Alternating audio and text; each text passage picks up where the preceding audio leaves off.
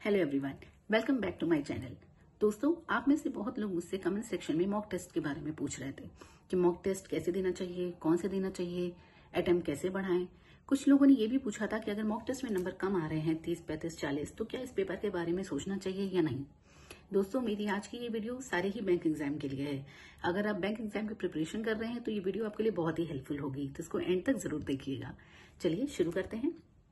तो दोस्तों देखिए, अगर आपने तैयारी शुरू की है तो एकदम स्टार्टिंग में ही मॉक टेस्ट देना शुरू मत करिए, वरना आपके नंबर कम ही आएंगे, क्योंकि अभी आपकी प्रिपरेशन नहीं है। जब आपकी प्रिपरेशन इतनी हो जाए कि आपको लगता है कि हाँ अब मुझे मॉक टेस्ट देना चाहिए, तब आप मॉक टेस्ट देना शुरू करिए। इनिशियली आपके मॉक टेस्ट में नंबर कम ही आएंगे, क्योंकि अभी आपने स्टार्ट किया है। अभी आपको तो इस बारे में पता ही नहीं है कि कैसे मॉक टेस्ट देना है, क्या इसमें गलतियां देखनी होती है, कैसे करना होता है। तो अभी हो सकता है थोड़े से कम आए नंबर। आपको उस पर क्या करना है, आप मॉक टेस्ट कभी भी हड़बड़ी में मत दीजिए। अच्छा खासा टाइम हो जब आपके पास, तभी आप मॉक टेस्ट दीजिए। आप चाहे तो उसको शुरुआत में वीकली संडे रखिए कि मॉक टेस्ट संडे को दीजिए, क्योंकि मॉक टेस्ट सिर्फ देना नहीं है, उसको एनालाइज भी करना है। तो उसके लिए हमें टाइम चाहिए। आपको मॉक टेस्ट देने में कम टाइम लगेगा, एनालाइज करने में ज्यादा टाइम लगेगा। तो इसीलिए अच्छा खासा टाइम आपके पास होना चाहिए। ठीक है, नहीं है तो आप शाम को मॉक टेस्ट दे सकते हैं, लेकिन एनालाइज आपको करना ही है। अब देखिए, नंबर कैसे बढ़ेंगे मॉक टेस्ट में। जिनके भी नंबर कम आ रहे हैं वो डरे ना। जब मैंने मॉक टेस्ट शुरू किया था तो मेरे भी नंबर कम आते थे, यही 30, 35, 40 जो आपके आ रहे हैं ऐसे ही आते थे। मेरे मन में भी यही क्वेश्चन आता था। ह्यूमन नेचर है ये, जब नंबर कम आएंगे, कट ऑफ इतनी ज्यादा जाती है, तो मन में ये क्वेश्चन आएगा ही कि क्या मुझे इस पेपर की तैयारी करनी भी चाहिए या नहीं। तो कई बार मन में आता था कि इसको छोड़ देते हैं, नहीं हो पाएगा। लेकिन ऐसा नहीं करना है। आपको सिर्फ एक चीज करनी है, एनालाइज। आप मॉक टेस्ट दीजिए, उसको एनालाइज करिए, यकीन मानिए आपके नंबर बढ़ेंगे। अब एनालाइज कैसे करना है, देखिए आपने मॉक टेस्ट दिया, आपका स्कोर आया, अब सॉल्यूशंस आते हैं, आप उसको देखिए।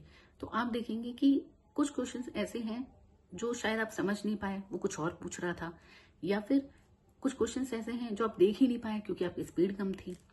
या और क्या हो सकता है कि कुछ क्वेश्चन में आपको ऐसा लगेगा कि ये टॉपिक तो मैंने अभी पढ़ा ही नहीं है।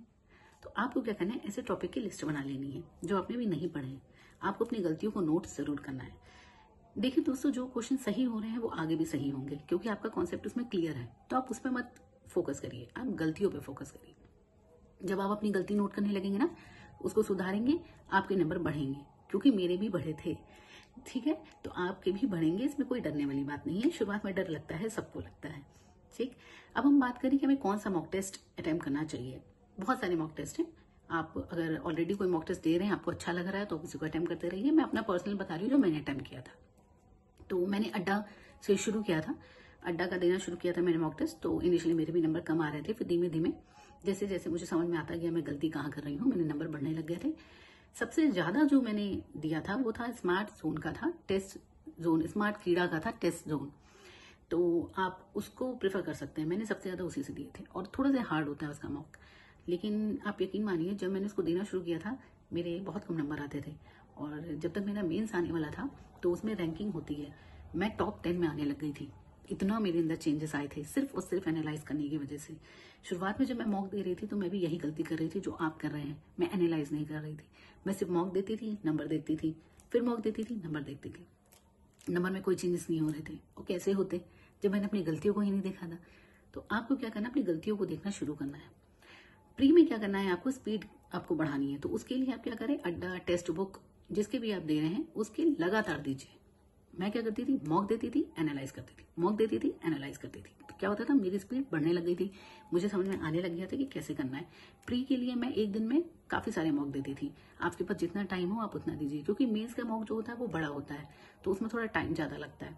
लेकिन प्री का इतना बड़ा नहीं होता है, तो आप उसको ज्यादा दीजिए, क्योंकि आपको टाइमर के साथ ही देना है, उसमें टाइम चलता रहता है, तभी आपकी स्पीड बढ़ेगी। तो उसमें आपको ऐसे करना है, ठीक है। तो मॉक आप जो भी प्रेफर करें आप कर सकते हैं। मैंने आपको बताया, एक तो मैंने अड्डा का दिया था और दूसरा मैंने स्मार्ट कीड़ा का होता है टेस्ट जोन वो दिया था, और टेक्स्ट बुक।